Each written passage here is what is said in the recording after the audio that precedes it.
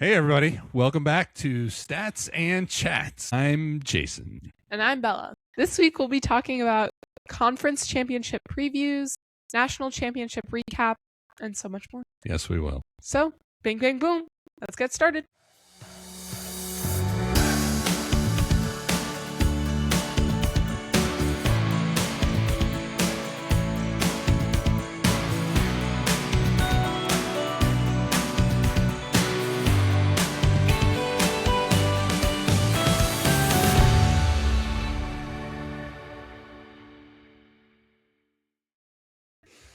Let's get started. Belle, have you ever heard of the Wide World of Sports? Not the place by Disney, but the show. No. So the Wide World of Sports was ESPN before ESPN, before cable television. Okay. It was on for 37 years. Last telecast, 1990, I believe. The host was Jim McKay. It was on ABC, obviously linked to Disney. And it was on, I think it was on every Saturday. And it used to be exactly that. They would take us all across the world to show us the wide world of sports. You're asking, why am I bringing this to you right now? Why do I care? Because the introduction, every time it was on, was famous. And everybody that loves sports knew what Jim McKay said during the intro to Wide World of Sports. It showed highlights from everything from ski jumping to hockey to track, everything. And as the different clips would go along, he would say, from the thrill of victory to the agony of defeat. That's not the same thing as what we feel around the house when you walk around without shoes, the agony of defeat. But that was a joke. So confused. But the agony of defeat. And so today, I am healing from the agony of defeat of watching my two favorite football teams go down over the weekend. I was like, where is this going? Yeah. So there it is. That's all. Cool. I'm suffering the agony of defeat. I'm sorry. You are too, right? No, I mean for that, yeah. But today, I'm having a great day. All right. Well, I'm going to suffer over here. Why don't you tell everybody about your day? Okay, so first I did my ASL song presentation. So basically you learn a song in ASL and perform it in front of the class. Did that today, and I was actually the first person in my class to go. I volunteered as tribute. So my song was The House That Built Me, because it had to be about like a life event. So I thought that was a good song. Then sixth period, I had my AP seminar TMP, so it's a team multimedia presentation. So we pick a research question, we each do individual research reports, combine all the research to form a team presentation that we have to perform in front of the class. Counts for part of our AP grade in that class, so whether we pass the AP exam in that class or not. After we did it, my teacher said that could have been a master class in presenting. Boom. Literally aced it. And then seventh period, I had a European history vocab quiz, which actually wasn't that bad. There's 10 questions. 5 of them are definitions and you write the word. 5 of them are words and you write the definition. And then there's 3 bonus questions. So each of the 10 questions counts for 3 points. And then each bonus question counts for 1 point. So I think I got one of the 10 questions wrong, but I got all 3 of the bonuses wrong. So they cancel out. So then I basically got 100. All right. So I didn't get like 106, but I got 100. So that's all I care about. Yeah. Pretty awesome And day. then I went to give a speech at my elementary school for their 10-year anniversary. So it was pretty fire, actually. If I do say so. You gonna give any shout outs? Well, yeah, my favorite teachers. Folks, Miss Shu, Miss Holman. Nice. Yeah, she's a librarian. She wasn't my teacher, but she's my queen. Still special. Still special. That's right. That's awesome. Yeah. Pretty full day. Yes. And now we're doing a podcast. And now we're doing a podcast. Well, there you go. No, obviously you showed me one of the presentations and it was pretty much a master class. Thank you. You're welcome. I get really nervous about public speaking, even though I don't think I'm bad at it. When I'm prepared for it, I think I'm pretty good. It's all about preparation. But I just get so nervous the entire day. Before my ASL song, hands were shaking. Really? And it makes it so hard for ASL because you can't like hold your hands in front of you and speak. You actually have to use your hands to convey emotion. So like I'll be doing my sign and my hand is like shaking and I'm like, just stop. Then they were basically shaking for the rest of like that period. Yeah. And then, because I just like couldn't calm myself down, I guess. Even though Sure. I did good. Yeah, and then they were also shaking like my entire presentation for AB seminar, but I just like held them. I didn't even notice when I saw the video. Yeah. I think it is the thing that people are most scared to do of all the things. I'm not scared to do it. I actually really like public speaking. Yeah. I just get nervous. Yeah. Once I get into the flow state, yeah, it's like, okay, this is chill. Yeah, just got to like start ahead of time. And it also helped that for AP seminar, I wasn't the one that was starting the presentation. So I didn't actually speak until the 6th. Sure. My information was pretty much in the middle of the presentation. And then the second to last slide, I provided some solutions essentially. But yeah. So it was good that I didn't have to speak first because I would have been a lot more nervous. Understandable. Yeah. That's great. Thank you. Congrats on a great day. Yeah. So you want to get started? Let's dig in. Okay. All right. NFC Championship previews. So a wild weekend of football last weekend. At this point, everybody knows what happened, who won, who lost. Some great games over the weekend that lead us to the AFC Championship. First and foremost, we've got the Patriots and the Broncos. It's kind of the backup bowl because after Denver pulled out that great victory over the Bills, controversial, but great, we found out that Bo Nix broke a bone in his ankle and he is done for the year. So instead of Bo Nix, we have Jarrett Stidham versus the team that drafted him originally, the New England Patriots. So a couple of nuggets going into this game this weekend. Mike Vrabel becomes just the 5th head coach in NFL history to reach the conference championship in his first season with a new team. Just imagine Ben Johnson. I know. Well, we'll get to that. I have imagined. The whole city of Chicago has imagined. Yeah. 3 of the previous 4 coaches made it to the Super Bowl. So the odds are in his favor getting to the championship game. Stidham versus his old team. So he spent 2 years in New England. He now faces Vrabel. The backup QBs are 3-2 in conference title games since 1990. So Hostetler, Tom Brady, Nick Foles all have won in these conference title games when they have come in as the backup. So what do you think? Is Stidham going to join that list and carry the Broncos to the Super Bowl? No. No. Because, listen, I am all in support for the underdog. I love a good underdog. You cannot, everything that I ever the Patriots were underdogs going into this year. Patriots, obviously the Colts aren't in the conversation anymore, but I was a Colts fan, the Colts were for the underdog. Sure. I love an underdog, but this is not happening. Drake May has 71% completion rate. He's had 31 passing touchdowns and 4 rushing touchdowns in the regular season alone. And he's only thrown 8 interceptions. Now, the backup has only ever started 4 times, only ever played in 20 games, and only ever scored 8 touchdowns in his 6-season career. So no chance of Denver's defense taking over, that defense that you love? I was thinking about that. But then you have to think about the Patriots defense. Right. The Patriots defense could arguably be just as good. Yeah. Because you get to this point and every single one of these teams has an amazing defense. So you can't just rely on that anymore. Yeah. It just becomes defense wins championships. These teams have good defenses. Both. None of these teams are just offensive-led, mainly offense teams. Yeah. So that's where, do love the Denver defense, but at the same time, the Patriots defense can still force turnovers. Yeah. They can still put pressure on a quarterback who's barely played in his career. You know that he was drafted in New England originally to come behind Tom Brady after he retired. Well, that didn't work out. But yeah. So I think he just doesn't have experience. He doesn't have playoff experience. He doesn't even really have that much NFL experience to begin with. Would you have picked the Broncos if Nix was in the game? I would have considered it.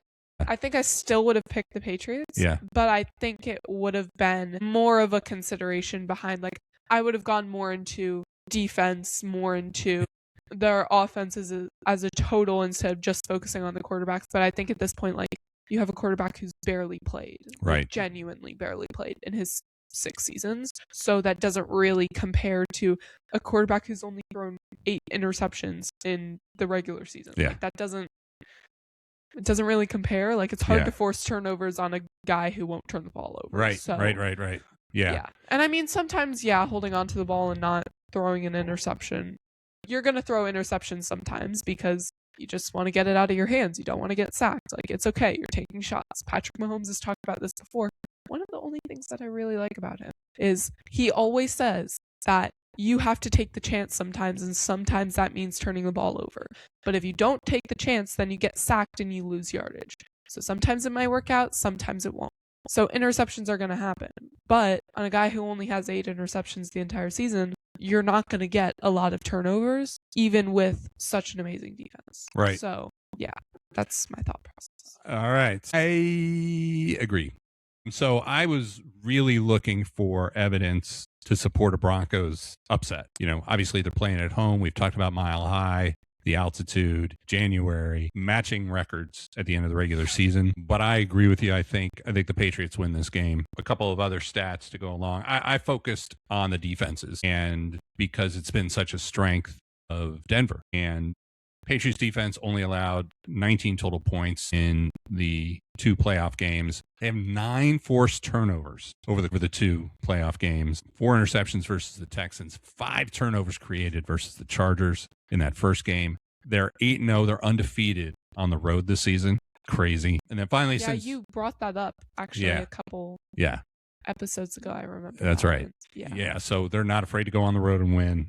And then since 2000, backup QBs facing a top 5 defense in the championship round, 0-4. I think Stidham has, from all reports, even though he hasn't played much, there's a reason why he's there, right? As the backup, you know, and it's a veteran coaching staff that knows how to evaluate players and player development. But I think that this hill is just going to be too tall to climb.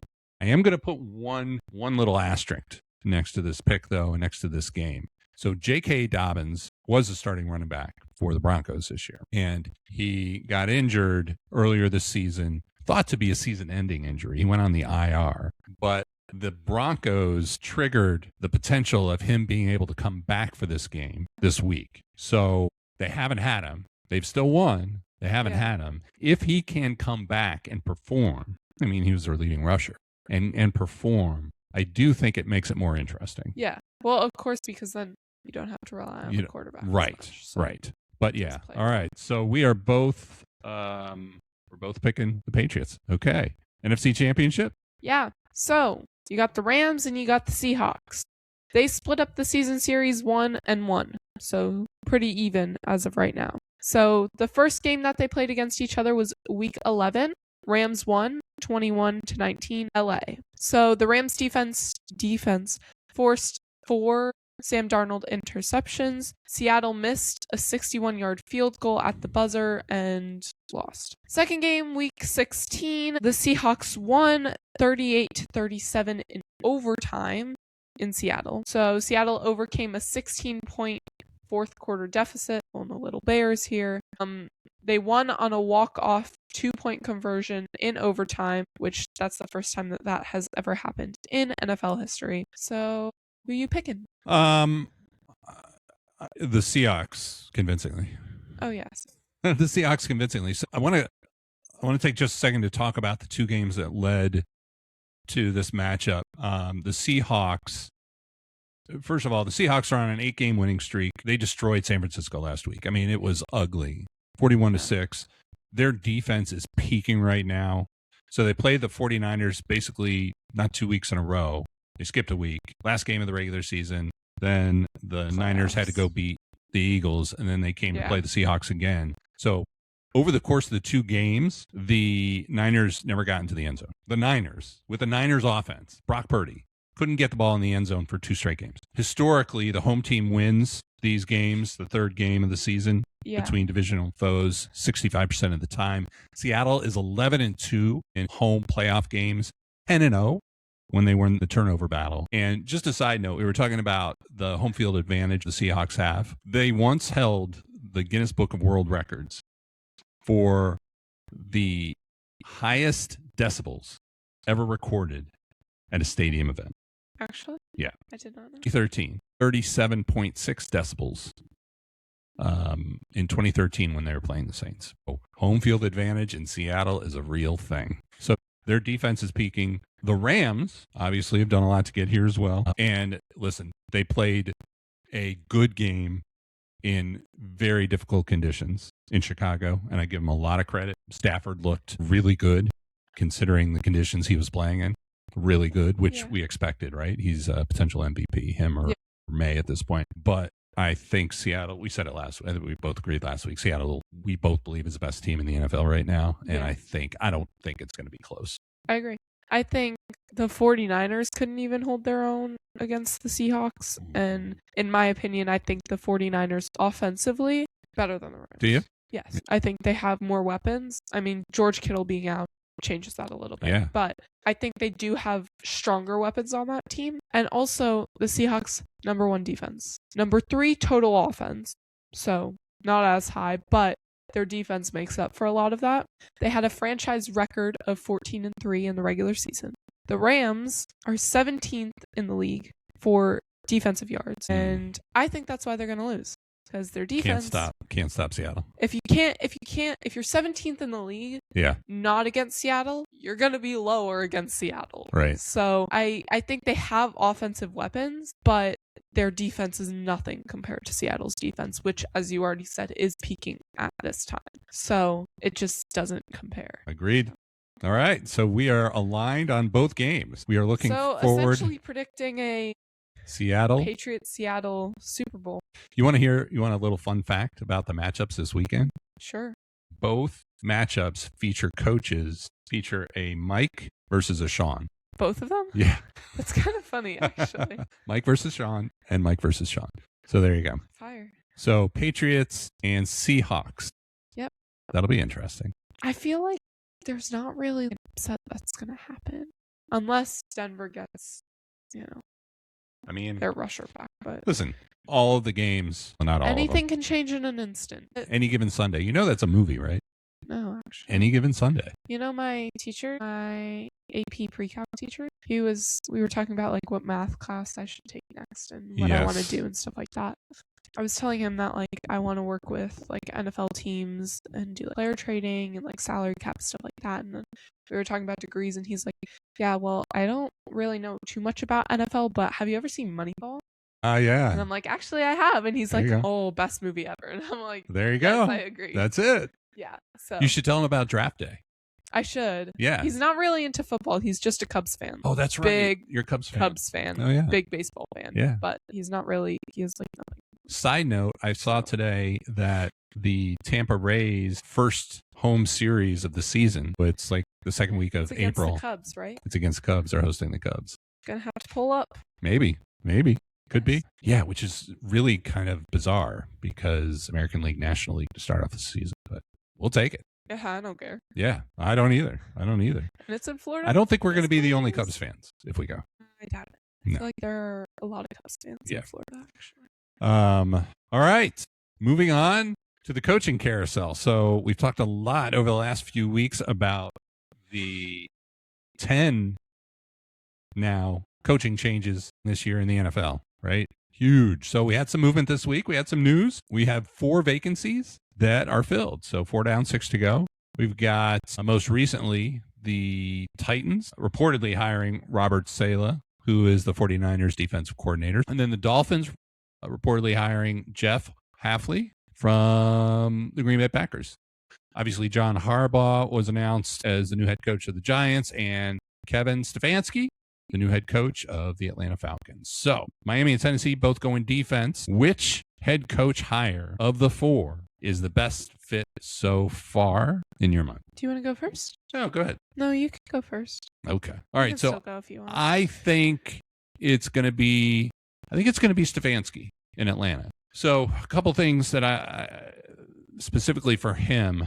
Obviously, Cleveland kind of puttered out over the last couple of years, but he's the only coach to get the Browns to 11 wins since 2000. And he did it twice. So even though the last few years have been true struggles, he had some successful years there. Matt Ryan, former star QB for the Falcons, was recently hired to be the president of football. So Stefanski will report directly to Matt Ryan. Matt Ryan handpicked him. So there is a clear partnership and ownership going right into the relationship. And the division was wide open.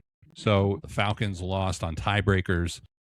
There's no clear leader or two leaders. Obviously every team is going to try to upgrade going into next season, but I think there's an opportunity to get in there and make a difference and win right away. It doesn't have to be a long-term project. I think the biggest challenge for him is going to be QB. Michael Penix tore his ACL, probably out to begin the season. He's QB1. And then Kirk Cousins has been the backup, has started, long tenured in the NFL, but I don't know that they're going to be able to retain him. So QB is going to be the biggest question, but I think he's going to be in a good place. What do you think? So I picked Robert Saleh for I like Robert Saleh. the Titans. Okay. Because my thought process is I think the challenge for them is going to be Cam Ward. Yes. Because he is a defensive coach. So Cam Ward needs like an offensive coach to help build him up, and a coach that he can really connect with that's going to help use Cam Ward to use his strengths to really help the team, because I believe he is a really good quarterback. He just didn't have the right coach. Yeah. Which sucks in my opinion, because I think of him a lot as like Caleb Williams, not necessarily in like player style, but like you saw Caleb Williams, who had such high expectations on him going into his rookie season. Yeah. And then he didn't really have the right coaching, and it kind of didn't really work. Right. But then he got Ben Johnson, and you can see it's working. So I think the biggest problem for him is going to be Cam Ward and like his development. Yeah. But I think that this is a problem that can be fixed. Yeah. You can have an average offense, and if your defense is really good, elite, you can still have a winning record. Yeah. You can still win. Yeah. And not be arguably one of the worst teams in the league. So I think really focusing on defense and building that back up, like the offense will come. Just need a little bit more salary space, get some weapons, get some it can come. But if you get the defense, you can still get a winning record with a good defense. So I think focusing on that and building, he built the number 2 NFL defense in 2019. He got the 49ers to the playoffs. Players love him. I think he would be a really good fit for the team. Yeah, it's interesting. I think I'm a fan of his. So he was on one of the seasons of Hard Knocks a couple of years ago, and it was the season that Aaron Rodgers joined the Jets. And if you remember that season, he came over to the Jets, and then he was out for the season after the third game of the Monday Night Football, first Monday Night Football game of the season. And then eventually was fired by the Jets. But I like what he did there. I think he created a great culture. I think players love him. I think players play for him.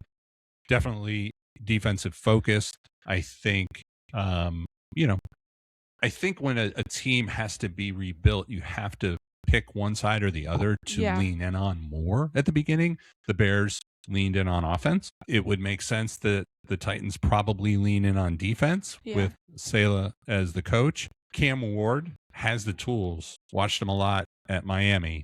He has the tools. He has the skills to be he just needs a coach an elite that's NFL quarterback.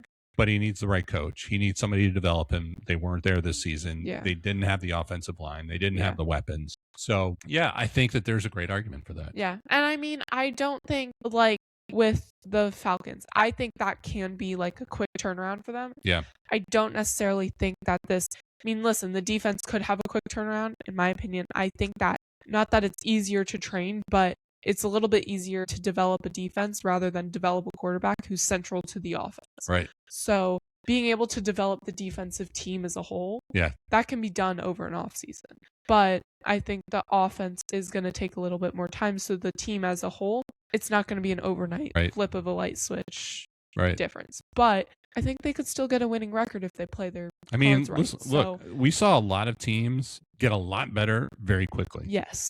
Exactly. The Patriots, the Colts. Yeah. A lot better very, very quickly. Obviously, once they lost Daniel Jones, things became more difficult. But yeah, I agree. It'll be fun to watch. Yeah. So, national championship recap. Indiana 27, Miami 21. So, Indiana's the first 16-0 champion in modern history. Yeah. They were efficient. They neutralized Miami's offense, and they made a ton of plays. So, can't really argue with that. So, Miami had the chance to win with 44 seconds left, but Jamari Sharp intercepted Carson Beck to essentially steal the game, win the game. Didn't have a chance at that point. And then on 4th and 4 in the fourth quarter, Fernando Mendoza broke 3 tackles for a 12-yard touchdown run. That changed the momentum of the game. I did see this in a clip, actually, and it was insane. It was impressive. For a quarterback to break 3 tackles, that's really impressive. The people he was being tackled by were not small guys. And then special teams made a big difference. Indiana's McHale blocked a punt for a touchdown in the third quarter, and that was the 10-point swing that Miami couldn't really overcome. So we just saw a 12-team playoff, one of the first ones, because it was started in 2024. And it was kind of wild because Miami was the number 10 seed, almost didn't even make the playoffs to begin with, but they ended up reaching the national championship. And so that leads some people to argue for an expansion. But we also saw Indiana, which was the number 1 seed and was undefeated in the regular season and in the postseason, win everything and have 3 massive blowouts in the first round. So should they expand it or not? So I say no. I agree. I thought you would say yes, actually. I say no. There's a lot of pressure to expand it. And I think they probably will. Whether it's 14 or 16, we'll see. Could be. I mean, there are calls for it to go up to 24. That's ridiculous. It's a lot. I like 12. I didn't love it last year. I liked it this year. I think here's some of my data. In a 12-team format, 5 seeds beat 12 seeds by an average of 18 points, right? The bottom 4 seeds, 9 through 12, often don't belong. So adding 13, 14, 15, 16 just makes more non-competitive games, which nobody wants to see. A strength of schedule gap. Top seeds generally play top 15 schedules. Player safety. The more teams that are in the playoffs, the more games these players have to play. And that also means less of an offseason. They have to recover. A little bit less of an offseason, absolutely. So the physical toll can't be ignored. And then, I think the Indiana showing us that for a number 1 seed going in, they can play strong teams and win it all. But then a 10 seed also being able to navigate and get to the finals, and the 2 of them playing a competitive game shows us that 12 works. In my opinion. So I think you keep 12 teams, you change the criteria of who gets in, 6 at large, based strictly on strength of schedule, things like that. Yeah, I agree. So I think they should keep it at 12 because this is also something that was in my opinion. If you're not arguably one of the top 12 teams, then you shouldn't be there. Doesn't matter if you, strength of schedule does play a role. Yeah. If you're winning against not ranked teams, you shouldn't be there. It doesn't matter. Just because you were conference champion. Because, Duke exactly was the ACC champion. According to the current criteria to get into the playoffs, the ACC champion should have gotten in. Yeah. Right? But Miami got in instead, and it's a good thing that they did. Yeah. Because they went all the way and almost won the national championship. Exactly. And also, obviously, it started in last year, so it doesn't mean much. But no number 12 seed has even made it past the first round in 2 years. So why would we add more teams if the number 12 seed isn't even winning their first game? Yeah. So, and I mean, it's 2 years. Could change, yes. But then also, let's give it a couple more years before we start expanding it to see if a number 12 team really makes it all the way. Right. If a number 12 team can get past the first round. Right. So, because then you can talk about expanding it to 14, to maybe 16. Going from 12 to 24, doubling it, you're not even giving it time to see if it needs to be expanded or not because you're just expanding it after 2 years. So, allowing for it to have a little bit more time with a new format and then seeing if that needs to be changed that's something that can be discussed in the future. Right. But after 2 years, when no number 12 seed has made it even past the first Why round, are we adding more? Why are we adding more? Yeah. Because like you said, making it less competitive. Nobody wants. People don't want to watch less competitive. Nobody games. wants blowouts. Exactly. So. Yeah. Yeah. Cool. That's my thoughts. All right, NCAA. I hope you're listening. Yeah. Don't do it. Don't do it. Don't do it. Man, busy week of football. We have officially wrapped up college. Yeah. So on to new topics. Yes. Starting next week. All right. Let's talk about the fun stuff. You want to go first? Yes. So, well, the first thing I have is 2016. It's like a trend where you're like going back to 2016 and like, I don't know, even like showing yourself. Are you doing it? Are you doing 2016? Actually, Let's see. So that means you were 6. 7. Okay. 6, 7. I was 7, but I mean, I was pretty cute until I was like 9. Like 9 to 12 was a little awkward. Did I see that Kylie's first like makeup came out in 2016? Is that part of what's happening here? Kylie's first makeup? Kylie Jenner. Yeah, Kylie Jenner. Yeah. Oh, I don't know. I think so. Okay, I trust you. But you know what else happened in 2016? What? The Chicago Cubs won the World Series. Yes. We're gonna have to talk about baseball soon. Your favorite? Yes, my fave.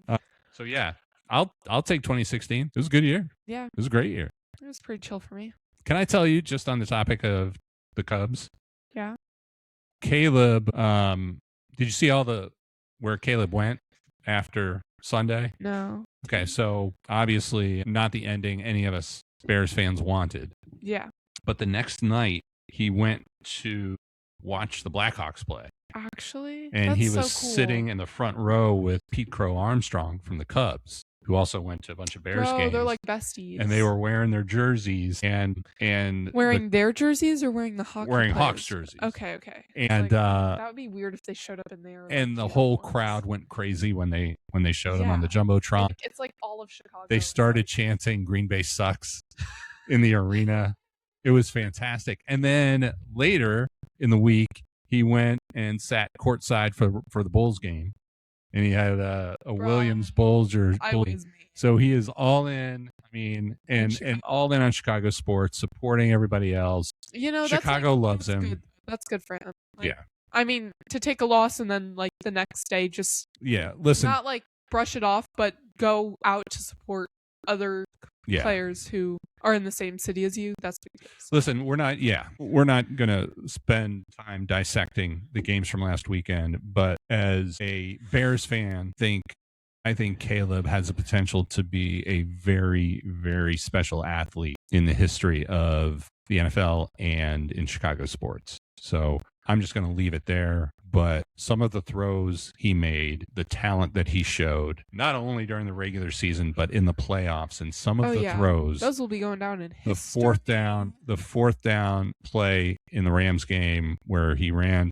over 20 yards backwards and then threw it to the end zone. To Cole Kmet for that touchdown. And the one where what's that one? Where he had the jump man. Is he like, Yeah, the jump man throw. Michael Jordan? Yep. Okay, that's what I thought. I didn't want to sound like No, that's Jordan. It's on all this stuff. Yeah. It's a logo. Oh, yeah. Yeah. Obviously. So I think... I always get that confused with the NBA logo because that is not Michael Jordan, actually. No, it's not. It's not. A lot of people think it is, but it's not. That is correct. Do you know who it is? But I know it's not Michael Jordan. It's Jerry. Does it start with an S? I think so. Oh, my gosh. I'm looking it up. I used to know this. Anyway, it's Jerry West. Jerry West. Thank you very much. Actually, but the NBA has never officially confirmed it. Yeah, but everybody knows it is. But everyone knows this. Anyway, I think comparisons can get scary. You know, everybody compares athletes to athletes, LeBron to Jordan, and the list goes on, Kobe to Jordan. But I think we're going to be talking about Caleb Williams in very, very unique space. Yeah. When we look back at him and his performance as a Chicago Bear, which makes me very excited as a Bears fan. Yes. So anyway, I digress. Okay. What else you got? Next fun thing is the goalie fight. So this was on Monday night. The goalie fight. This The goalie video is fight. The fantastic. Panthers versus the Sharks. So basically their goalies fought each other, which it was the first goalie fight in 6 years. I believe it was the Panthers goalie. It was. Skated the entire ice. The whole way. Which, who else would do this but a Panther? It was the Like, Panthers, let's right? be for real. Right. Who else would do this but a Panther? Literally just skated across the ice and just started fighting. Dude, they Like, went in. yes. They went at it. Yeah. Threw his gloves down like halfway across the ice. Yeah. It was intense and funny And funny. at the same time. And they did okay, and I don't think they hurt each other too badly, so that was good. Well, I would hope not. But that doesn't surprise me. But- That seems like something you would love. Yeah. I mean, and also like only a Panther. Yeah. Like that's such a Florida Panther thing to do. Like they're the most like physical team in the NHL. And Yep. their goalies just starting the first goalie fight in 6 years and There just you go. skating across the ice. Yeah, and it's like it has to happen. It had to be the Panthers. Had to be them. Like who That's right. else? All right, I got one little fun fact in the fun stuff that I came across this week that I had to share. So, mascot salaries. You ready for this? Yes. So, Gritty, who is the mascot for the Philly Flyers, he makes $250,000 a year. Philadelphia Flyers. It's the same amount that the governor of Pennsylvania, Josh Shapiro, makes. They make the same amount of money. So, It's insane. the options are endless at this point. Just dance and be a mascot. And by comparison, and you don't even have to show your face, but he's underpaid compared to Rocky. Do you know who Rocky is? He is the Denver Nuggets mascot. So we went from hockey to basketball. Rocky needs to take everybody out to dinner because Rocky is making $625,000. He doesn't even work year round. He's got like a teacher's. It's crazy. So listen, I know you've got a career path kind of chiseled out for yourself. But basically I should just be a But if mascot. you want to go the way of being the next great mascot, I support you. And you'll get us free tickets, which is great. Yes. Anything for you. Last little nugget, and then I'm going to close the books on the football season for my teams. I'm just going to say I am proud of my Hurricanes and my Bears. I'm also very excited about what the team is saying after the really tough losses. Both overachieved this year, but I was really excited to hear both coaches, and I love this mentality. We talked about everything sports does great last week, I shared. But both coaches said almost exactly the same thing after these really gut-wrenching losses, and that was tremendously proud of the players and the teams. Very excited about everything that was achieved this year. What it showed us more than anything else is the work that had to be done to truly be great and win. And so we start.